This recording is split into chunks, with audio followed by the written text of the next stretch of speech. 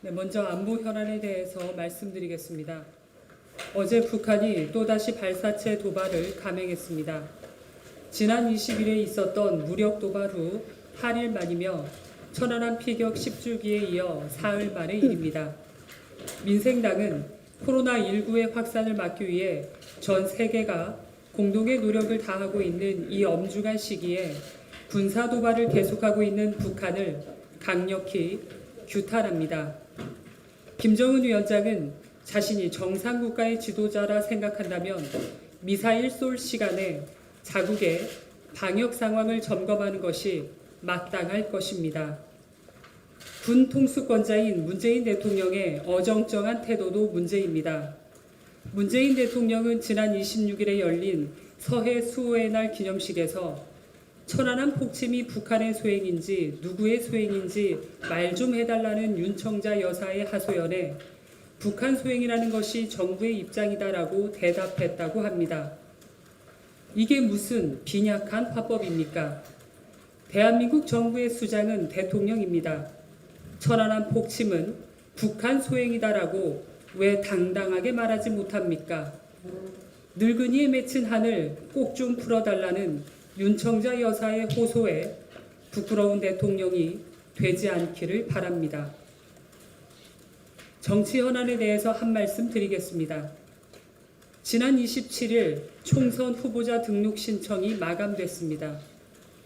그러나 코로나19가 진정되지 않으면서 동료 시민의 선거권이 심각한 제약을 받고 있습니다. 무엇보다 선거운동을 제대로 할 길이 없다는 것이 가장 큰 문제입니다. 통상적으로 정당과 후보의 정책 비전을 놓고 뜨겁게 선거운동을 하여야 할 지금 말 그대로 최악의 깜깜이 선거가 진행되고 있습니다. 그나마 선거운동은 할 수 있었던 2018년 6.13 지방선거보다 더 심각한 상황입니다. 집권 여당의 태도는 더 가관입니다. 6.13 지방선거 당시와 마찬가지로 깜깜이 선거에 묻어가고 있습니다. 문재인 대통령 지지율에 엎혀서 조용히 선거를 치르겠다는 오만의 발로입니다. 의석수를 위한 비례 위성정당은 2개나 만들었습니다. 친문, 친조국 인사로 채워진 위성정당입니다. 이번 선거에서 여당을 찍는 표는 조국을 부활시키는 표입니다. 오만과 독선으로 일관한 정부 여당에게 면죄부를 주는 표입니다. 수구보수 세력은 목불인견입니다. 제1야당의 대표라는 황교안 후보는 급기야 종교까지 선거에 이용하려고 작정했습니다. 사회적 거리두기를 위해 고통을 분담하고 있는 동료 시민의 복장을 뒤집어 놓는 구태망언입니다. 또 낡고 부패한 보수는 괴멸할 것이라 말했던 유승민 의원은 어제 자신이 원조 친박임을 자처했다고 합니다. 미래통합당이 사실은 친박통합당임을 고백하는 발언이 아닐 수 없습니다.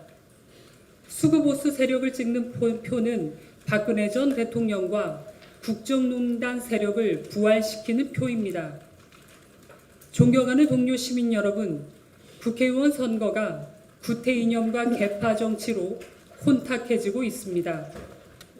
이제 동료 시민 여러분께서 썩어 빠진 기득권 거대 양당에 경고의 한 표를 던져주셔야 합니다. 이념 정치와 지역주의를 벗어나 오직 민생과 경제만을 위하는 정당은 3번 민생당 뿐입니다. 1번과 2번은 과거로 돌아가는 표입니다. 3번이 미래를 위한 표입니다. 중도개혁의 선거혁명 녹색 돌풍에 동료 시민 여러분께서 힘을 모아주시기를 호소합니다. 민생당은 동료 시민을 위한 진짜 정치를 합니다. 이상입니다.